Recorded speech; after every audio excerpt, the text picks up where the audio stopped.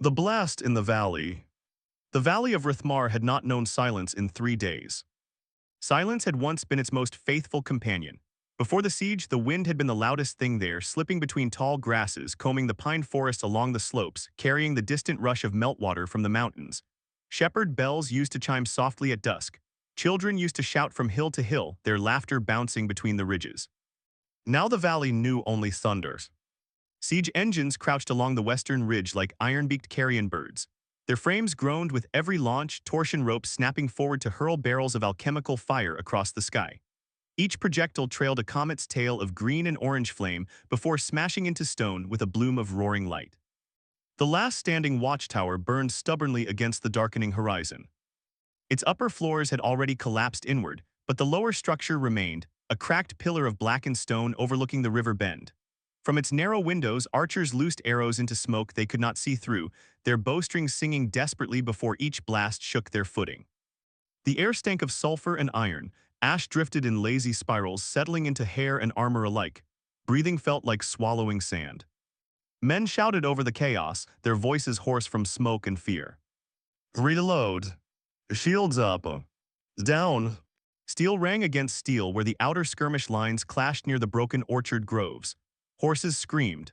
Somewhere beneath the thunder of engines and the crash of stone, something vast and ancient cried out in fury. Corvin Hale had never expected to die for dragons. He had expected to die for coin, perhaps, or for the banner stitched in faded red thread on his shield, or simply because men with sharper swords happened to stand in front of him on the wrong day. Dragons belonged to stories told in warm taverns, stories of gleaming scales and kings who rode the skis. Dragons adorned royal standards and temple mosaics. They were etched in gold leaf on cathedral ceilings, forever frozen mid-flight above kneeling saints. They were not supposed to be here. Not in the mud. Not in the choking smoke of a valley reduced to splinters and blood.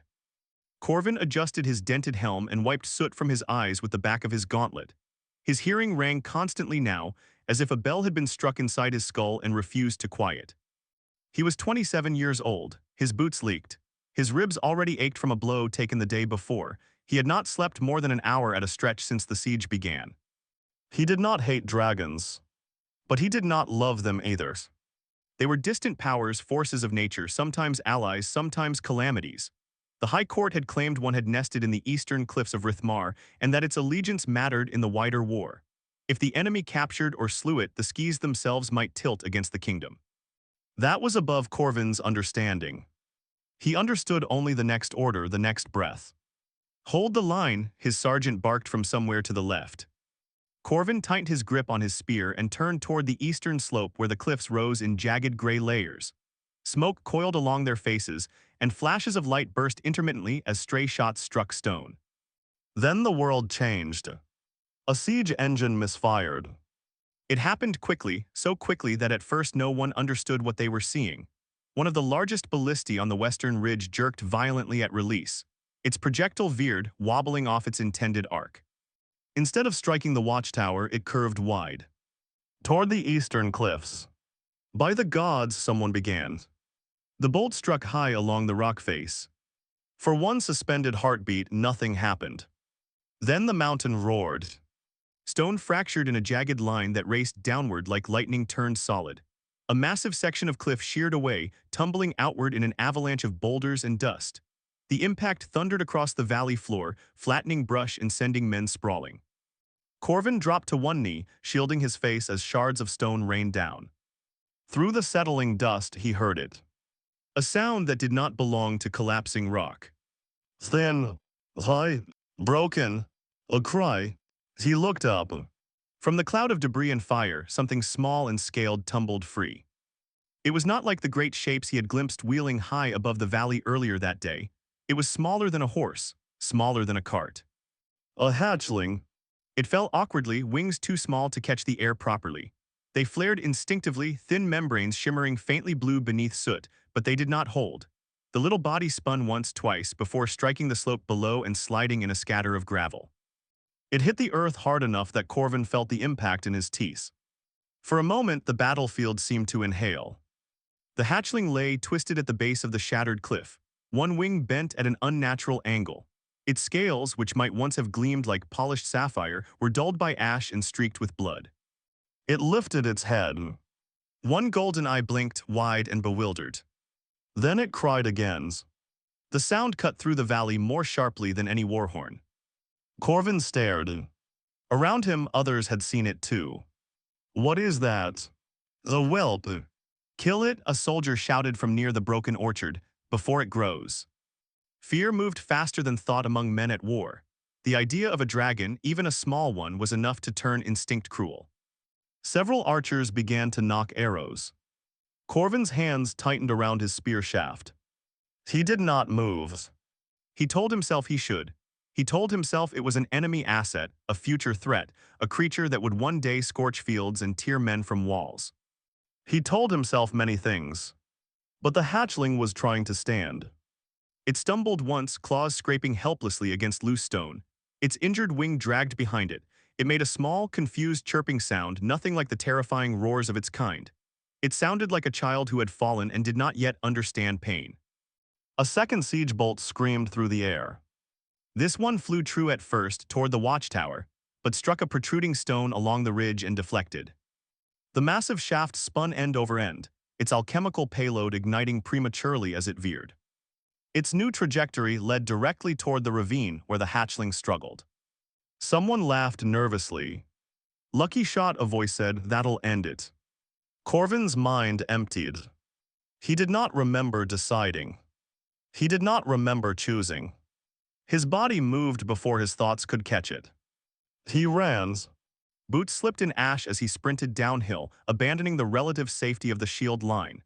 Voices shouted behind him, but they blurred into the ringing in his ears. He saw only the hatchling. Saw the way it tried to lift its head at the oncoming shriek of fire. Saw the flare of fear in its bright eye. The siege bolt descended. There was no time to drag the creature away, no time to lift it. It was heavier than it looked, and his ribs were already screaming from earlier blows. So Corvin did the only thing left to him. He threw himself forward. He landed over the hatchling, curling his body around it as tightly as he could. One arm shielded its head, the other pressed its small body against his chest. He tucked his face down and braced. For one fraction of a second, he felt the warmth of scaled skin beneath his palms. The world turned white. The blast struck like the fist of a furious god. Sound vanished into a single crushing roar. Heat devoured breath. Light pierced through closed eyelids and seared red across his vision. The ground convulsed violently, slamming into him from all directions at once. He felt something crack in his ribs, sharp and immediate. Shards of stone tore across his back. Splinters punched through his armor. The air itself seemed to ignite around him. Yet beneath him, the hatchling was alive. It shrieked once, a thin, terrified sound, and then pressed against him instinctively, claws hooking into the fabric of his torn tunic. Its small body trembled violently against his chest. Corvin gritted his teeth against the pain. He tightened his hold. He did not pray. He did not think of glory. He thought only, not the child. The heat intensified for a heartbeat longer. Then the force passed. Debris continued to fall in a deadly rain. Pebbles and larger chunks struck his back and helmet. Something heavy glanced off his shoulder, sending another flare of agony through his already fractured ribs.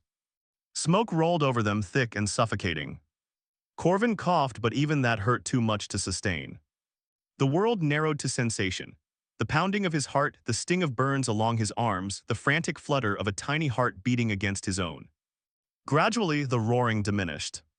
Shouts returned, faint and distant. He could not lift his head. He tried once, only to collapse back down as darkness swam at the edges of his vision. The hatchling shifted beneath him. He felt its snout press weakly against his collarbone, as if testing whether he still existed. He wanted to say something reassuring. He could not find breath enough for words. Smoke swallowed the valley. Above them, unseen through the haze, a vast shadow passed across the sun.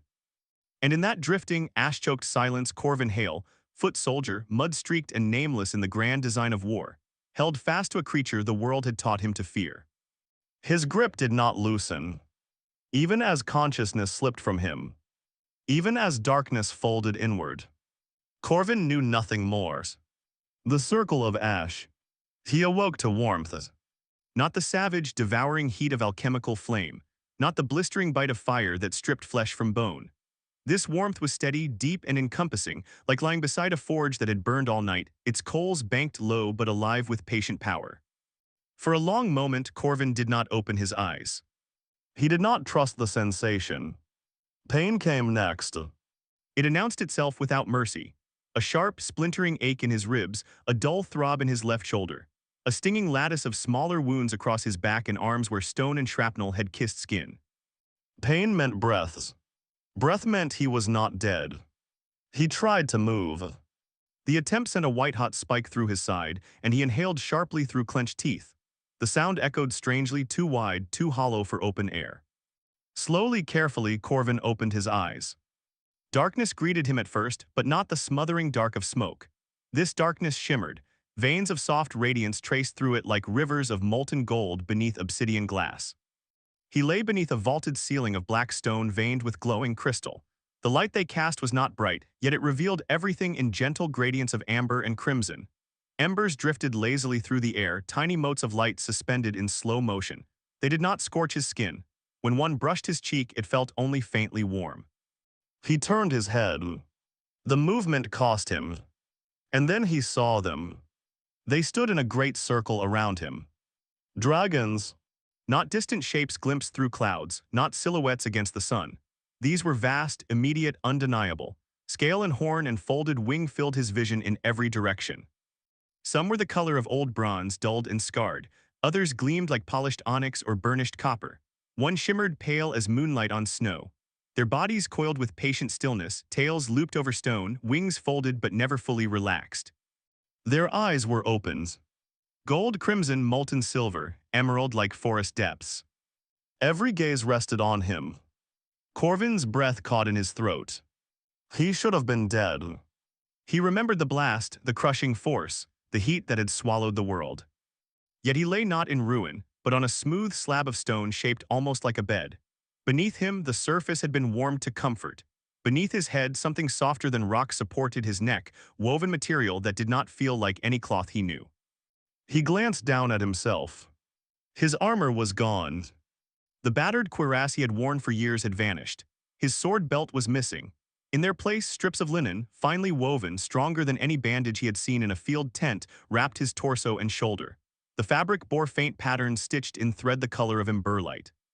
His ribs were bound tight. His burns had been treated. His wounds had been cleaned. Something shifted against his side. Corvin flinched instinctively. A small body stirred. The hatchling. It lay curled along his ribs as if it had never left. Tiny claws hooked gently into the torn remains of his tunic, careful not to pierce skin. Its scales were clearer now beneath the crystal glow, a deep luminous blue that caught the light in shifting patterns. The bent wing he had seen earlier was splinted delicately with slender rods of polished bone and wrapped in the same ember-threaded linen that bound his chest. The hatchling lifted its head. One bright golden eye blinked sleepily. When it saw him awake, it made a soft trill, uncertain, questioning. Corvin swallowed. "You're alive," he whispered, his voice raw and hoarse. The words seemed absurdly small in the vastness of that cavern. The hatchling's head tilted. It chirped again, softer this time, and nudged closer against him.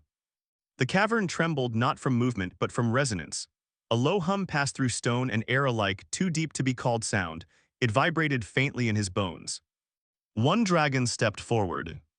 Her scales were the color of storm-dark sapphire, so deep a blue they bordered on black where shadows pooled. Scars traced her muzzle in jagged lines, pale against the darker hide, like lightning frozen into flesh. One horn bore a crack near its base, long-healed but never hidden. Her wings unfurled slightly, stirring currents of warm air that rolled across Corvin's skin.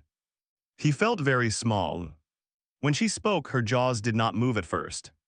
The voice came not to his ears but to his mind. "You took the fire meant for our blood." The sensation was unlike hearing. It was pressure, gentle but immense against the inside of his thoughts. The words carried tone and weight beyond their simple meaning. Corvin's mouth opened. Nothing came out. He had faced charging cavalry with steadier nerves than this. His thoughts felt fragile beneath that gaze, like paper before rain. He swallowed again. It was just a child. The words sounded foolish even to him. The dragons shifted. The movement was subtle, a tightening of coils, a slight adjustment of wings, but it altered the air in the cavern. The warmth deepened. The embers drifted faster as though stirred by a breath too vast to see. Another voice rose from the circle. Older, rougher. It grated like stone sliding over stone, ancient and worn but unbroken. Your kind hunts ours, breaks our eggs, chains our kin. Images flickered at the edges of Corvin's mind, iron cages. Spears piercing scale, smoke rising from mountain nests. He did not deny it. He had seen dragon hunters once years ago, men who wore trophies fashioned from horn and claw. He had not joined them, but he had not stopped them either. He looked at the stone beneath him. I am not my kind, he said quietly, and it was Alone's. The hatchling stirred again. Ignoring his pained grunt, it climbed awkwardly onto his chest. Its small claws pressed against his bandages as it sought balance. When it settled, it pressed its narrow snout beneath his chin, as though claiming a space that belonged to it by right. Corvin froze.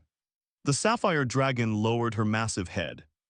One luminous eye filled his entire vision. Within it, he saw storms, saw the memory of lightning dancing across clouds older than kingdoms. It is my daughter, she said.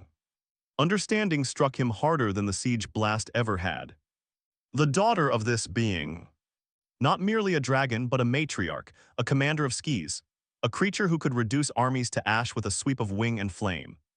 He had thrown himself over her blood. His heart pounded. He braced himself.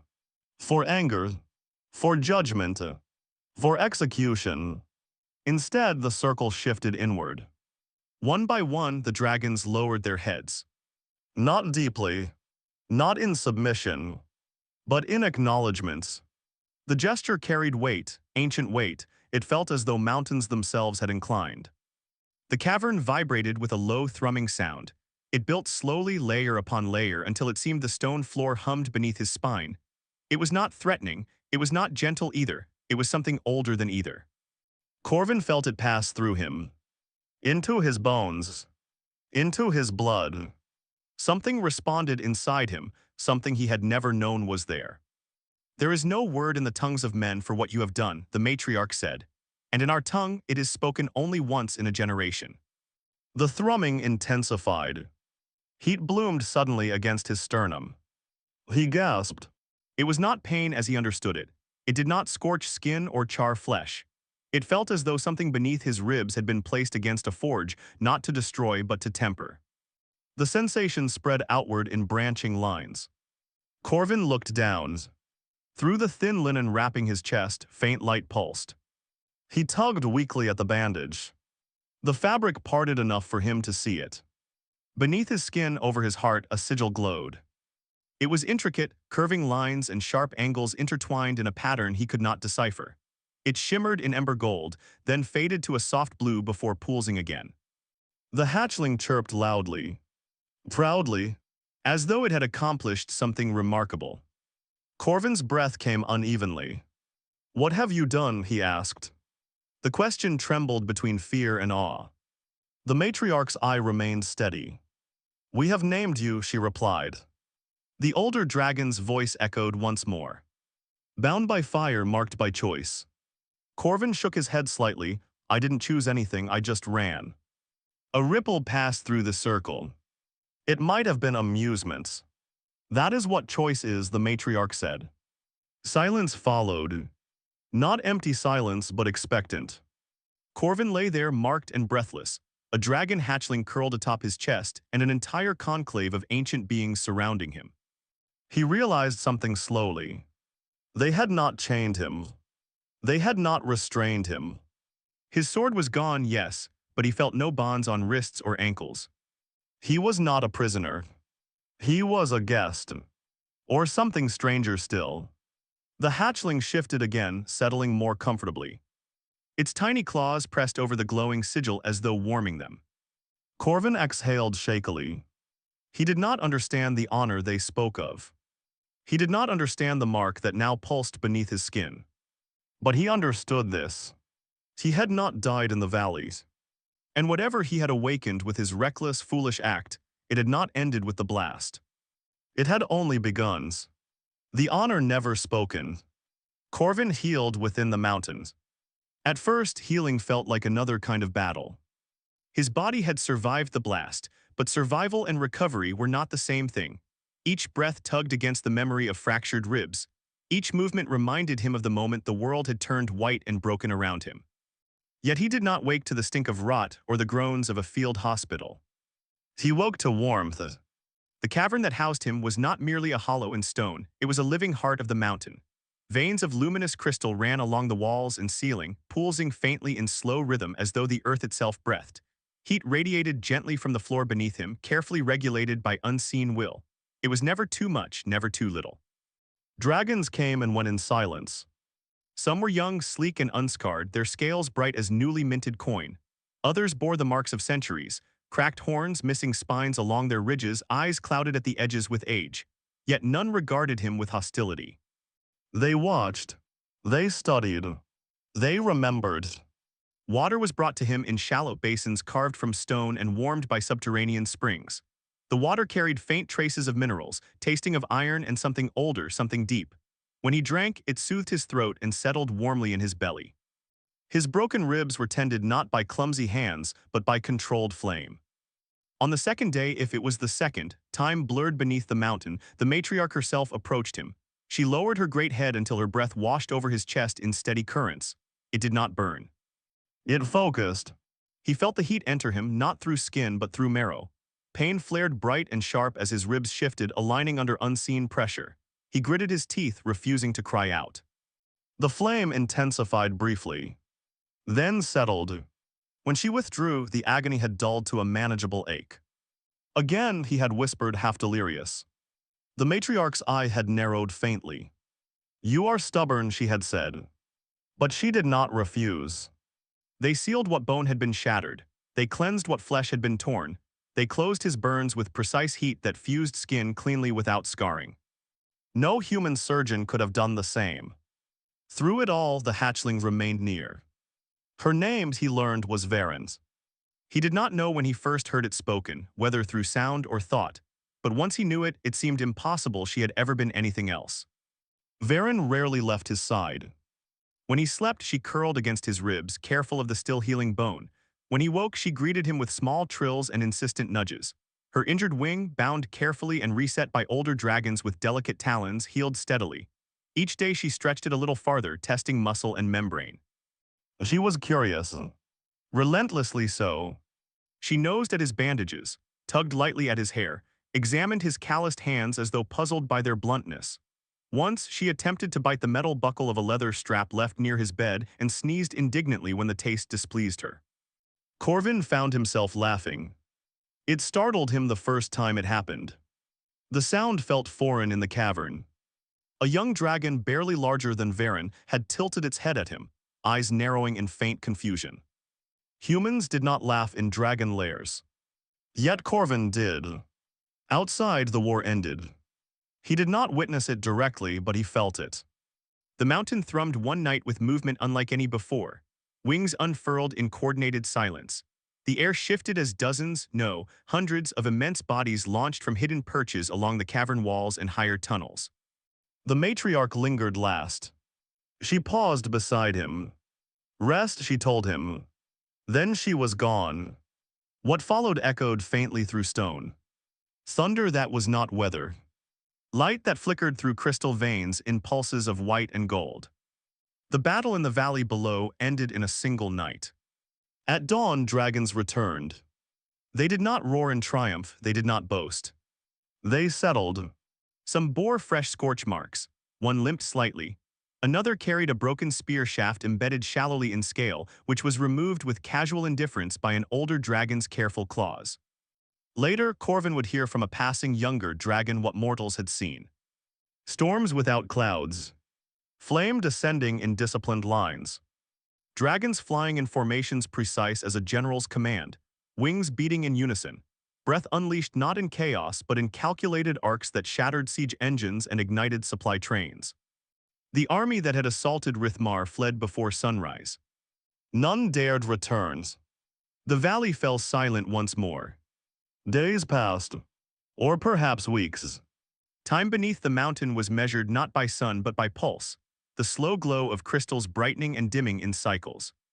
Corvin's strength returned gradually.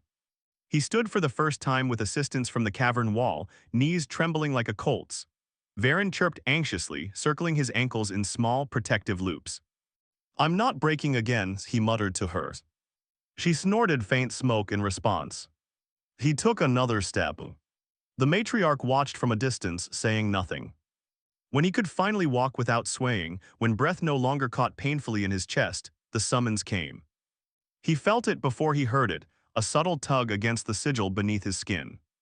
He followed the sensation through winding tunnels carved not by tools but by time and dragonfire. The air cooled slightly as he climbed higher. Light grew brighter, tinged now with pale gold. The passage opened suddenly. He stood at the mouth of the mountain. Dawn spilled across the valley in a flood of molten color. Rithmar lay below, scarred but not ruined. Smoke no longer rose from its fields. The watchtower stood broken but stable. The orchard groves bore blackened patches, yet green shoots pushed stubbornly through ash. The river still flowed.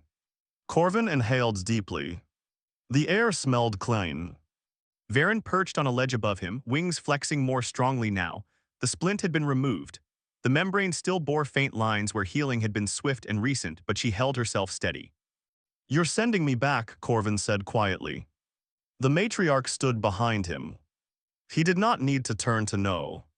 "Yes," she answered, "you belong to the world below." He nodded slowly. He had never truly believed he would remain here.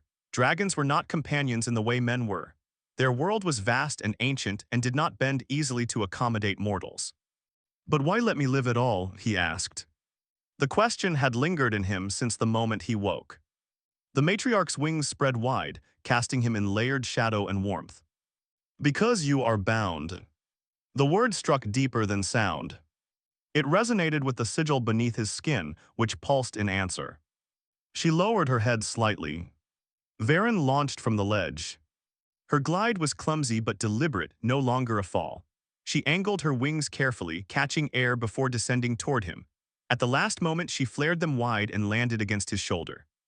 Her claws gripped cloth and leather gently. She balanced with surprising ease. Corvin reached up instinctively to steady her. She leaned into his touch. When one shields dragon blood with flesh unasked and without hope of gain, the matriarch said, "The ancient pact awakens." Corvin frowned faintly. What pact? The dragons who had gathered along the cliff edges shifted. Their eyes gleamed in unison. "Before your kingdoms had names," the matriarch continued, "our kind chose once to walk beside yours." Images brushed against Corvin's thoughts, faint and distant. Dragons flying above human armies not as destroyers but as guardians. Great scaled shapes perched atop unfinished stone keeps while men built beneath their watchful gaze. Shared hunts in vast forests. Shared battles against things that lurked deeper than either race alone could face. That memory faded, she said. Betrayal buried it. He felt sorrow there, not rage, not even anger, something older, wounded. The sigil over his heart pulsed warmly. "You have reminded us." Varen nuzzled his cheek. Her scales were cool in the morning air, though warmth lingered beneath. Corvin stared out across the valley again. He saw the broken siege engines abandoned on the western ridge. Saw carrion birds circling at a cautious distance, unwilling to approach too closely while dragons still lingered in the sky. He was no knight. No lord. No hero sung in ballads. He had been a spearman at the edge of a collapsing line. From this day, the matriarch said, no dragon will raise flame against you. In battle, our wings will know your scent. In darkness, our sight will find you. The words settled over him like a mantle. He imagined walking through a war-torn field and feeling the wind of massive wings pass overhead, not in threat, but in recognition. He imagined looking up into storm clouds and knowing that eyes older than empires saw him and remembered. That's the honor, he asked softly. It seemed too vast to be real. The matriarch's eyes narrowed, not in anger, but in something like amusement. No, she lifted her head high. Her voice rolled across the peaks like thunder given meaning. The honor never spoken is this. When our daughter takes her first true flight into war, she will not choose a dragon to guard. Varen's small body pressed closer against his neck. Her tail curled instinctively around his collar. Corvin felt the weight of what came next before the words arrived. She will choose you. The valley seemed to still. Even the wind paused. He felt it then not as burden, as trust. Varen did not yet understand war. She did not yet know the weight of fire unleashed with intent to kill. But one day she would rise fully grown, wings vast and breath terrible. She would enter battle not as a frightened child, but as a force of nature. And when she did, she would choose a human. Not any humans. Him. Corvin's throat tightened. I'm just a soldier, he said quietly. You are more, the matriarch replied. He looked down at the sigil glowing faintly beneath his skin. He remembered the moment in the valley, the instant before the blast when fear had been replaced by something simpler and stronger. Not duty, not strategy, compassion. He had not acted to forge a pact. He had acted because a child had been alone. Varen shifted, balancing easily on his shoulder now. Her wings spread slightly, catching the first true light of the rising sun. High above, dragons lined the cliffs. One by one, they unfurled their vast wings. Not in preparation for war. Not in threat. In salute. The sound of it, membrane-stretching, wind-catching scale, rolled like distant thunder. Corvin stood at the mouth of the mountain, dawn gilding his worn armor and scarred hands. He was still a spearman. Still mortal. Still fragile. But he was no longer alone in the world. Somewhere above the clouds, ancient beings would remember him. Not as prey, not as enemy, but as bound. As the sun rose fully over Rithmar, a dragon hatchling perched proudly upon his shoulder, and the mark over his heart pulsed in quiet rhythm. He had shielded her from the blast, and in doing so, awakened something the world had forgotten.